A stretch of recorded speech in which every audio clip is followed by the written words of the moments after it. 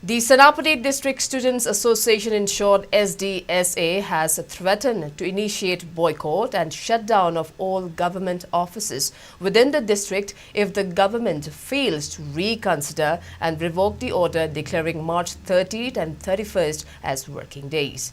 A statement issued by the association stated the decision directly infringes upon the religious rights and sentiments of Christian community. It also termed that the decision is unconstitutional and also reflects a biased approach that undermines the principle of religious equality.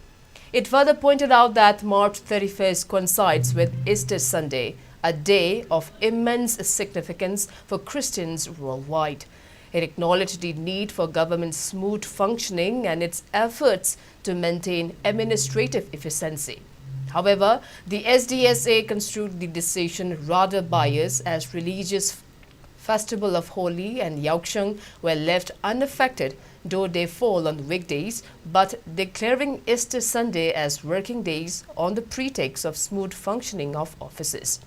The SDSA urged the government to reconsider the decision and revoke the order. Failure to address the issue, the SDSA will be compelled to initiate a boycott and shutdown of all government offices within the district on March 31st.